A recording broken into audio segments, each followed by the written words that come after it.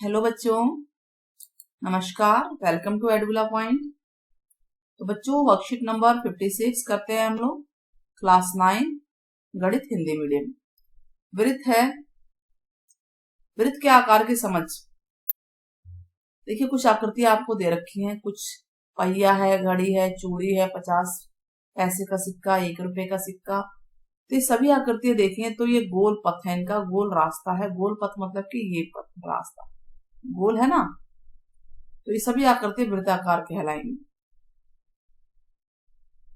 तो एक क्रियाकलाप देखना है, प्रकार लेना है और उसमें पेंसिल लगा दीजिए। प्रकार के नोकीले सिरे को कागज के पृष्ठ पर रखिए और उसी बिंदु से पेंसिल के सिरे को चक्कर घुमा दीजिए। तो हमें क्या मिलेगा? एक वृत्ताकार शेप मिलेगी, आकृति मिलेगी। तो एक तल पर सभी बिंदुओं का समूह जो तल के स्थिर बिंदु से एक स्थिर दूरी पर स्थित हो उसे वृत्त कहलाती है। देखिए, एक बिंदु है, यहां से बराबर दूरी पे जितने भी बिंदु होंगे, इन सब बिंदुओं को अगर हम जोड़ दें, ठीक है, तो वो वृत्त बन जाता है। और इसमें ये केंद्र होता है। केंद्र को O से दिखाते हैं, दर्शाते हैं। केंद्र से लेकर वृत्त पे कोई बिंदु है, वहां तक की दूरी जो है त्रिज्या कहलाती है। बिल्कुल बेसिक बात बताई है। त्रिज्या हो गई OP नाम, या उसे R से भी डिनोट करते हैं। वृत्त के एक सिरे को दूसरे सिरे से जो मिलाती है उसे जीवा कहते हैं।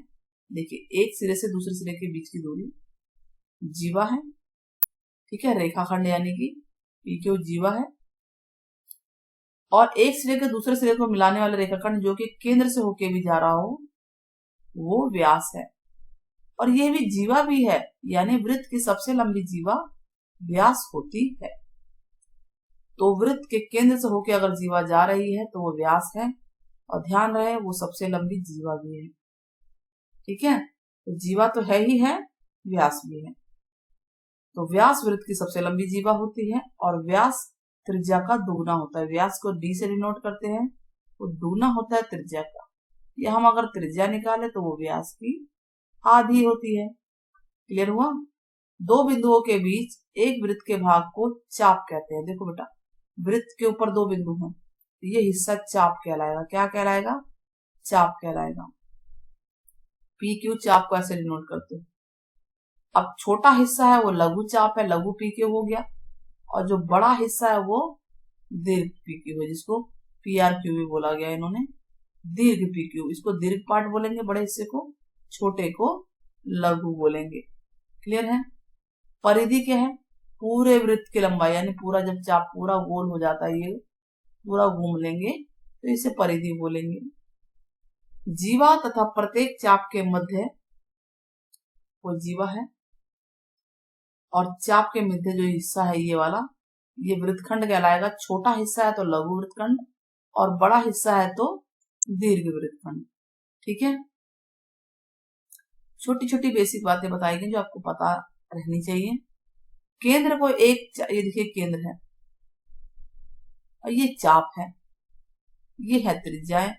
दो त्रिज्या और चाप से मिलके जो बनता है ना हिस्सा, वो त्रिज्या खंड होता है, यानी ये त्रिज्या खंड है।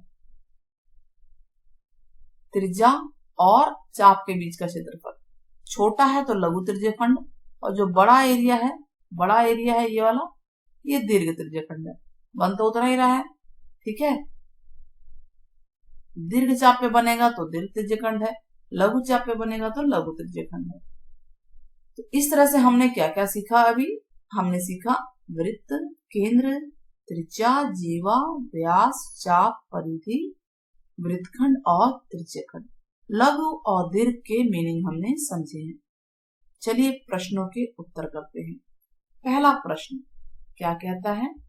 4 सेंटीमीटर त्रिज्या का एक वृत्त बनाइए। तो आपको 4 सेंटीमीटर खोल लेना है प्रकार, ठीक है। मैं ऐसे बना के आपको दिखा देती हूँ। तो 4 सेंटीमीटर मान लीजिए आपने खोल लिया, प्रकार से बना दिया। ऐसे डायरेक्ट गोल नहीं बनाना है आपको।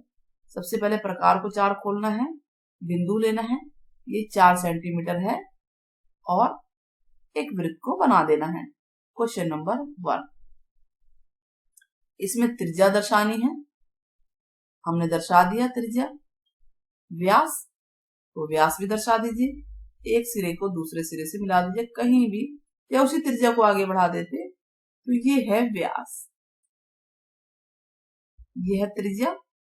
जीवा भी दिखा दीजिए इसमें, एक सिरे को दूसरे सिरे से मिला दीजिए, ये हो गई जीवा। पेयर काम आप लोग कर लेना, ठीक है। अब अगला प्रश्न है, 5 सेंटीमीटर का वृत्त खींचना है, तो 5 का वृत्त खींच लो भाई, ठीक है। ये हमने 5 सेंटीमीटर का वृत्त खींच लिया है, और अब क्या दिखाना है, उस पे 2 बिंदु दिखाने हैं, ए और बी, और उस पे दीर्घ वृत्तखंड और लघु वृत्तखंड दर्शाने हैं। तो चलिए हम देखते हैं, कोई भी 2 बिंदु, यहाँ पे एक बिंदु, एक यहाँ ले लेते हैं, ये ए और बी है। वृत्तखंड का मतलब होता है जीवा से जो हिस्सा कट जाए, तो ये वाला हिस्सा जो है क्वेश्चन नंबर 2 में, ये है लघु वृत्तखंड। क्या नाम है इसका? लघु वृत्तखंड। और ये है दीर्घ वृत्तखंड। ये वाला हिस्सा जो डॉटेड एरिया है, ये दीर्घ वृत्तखंड है, ठीक है। क्वेश्चन नंबर 3, 6 सेंटीमीटर का एक वृत्त बनाना है, यानी अलग अलग बता रहा है, एक्टिविटी के रूप में ही कर लेना आप इसको। एक तरह से क्वेश्चन भी हो गए, और आज आपको पुराना भी आपने कुछ कर लिया। क्या किया बताइए? हाँ, वृत्त बनाना सीख लिया, और क्या। तो सेकंड क्वेश्चन हो गया। थर्ड गलत, 6 सेंटीमीटर का ये त्रिज्या है। क्वेश्चन नंबर 3, क्या दिखाना है? 2 बिंदु एम और एन लेने हैं, एम और एन। चलिए एम और एन ले लेते हैं, यहाँ पे एम ले लेते हैं, यहाँ पे एन ले लेते हैं। त्रिज्या खंड बनाना है, यानी केंद्र से त्रिज्याओं के बीच की दूरी। केंद्र तो हमारे पास था ही, ये हमने बना दिया। त्रिज्या खंड कौन सा बना है? ये हिस्सा, ये जो है हमारा त्रिज्या खंड है, वो भी लघु और दीर्घ बनाना है, और ये दीर्घ त्रिज्या खंड है। तो ये है लघु त्रिज्या खंड, दीर्घ त्रिज्या खंड। तो आज की एक्टिविटी बहुत ही आसान थी, समझ में आ गई होगी आपको, ठीक है। तो बताइएगा, वृत्त की सबसे लंबी जीवा को क्या कहते हैं? आपके कमेंट का इंतजार रहेगा। वृत्त की सबसे लंबी जीवा को क्या कहते हैं? होप आपको आज वीडियो समझ में आई होगी, पसंद भी आई होगी। Take care, bye bye. Subscribe करना ना भूलें।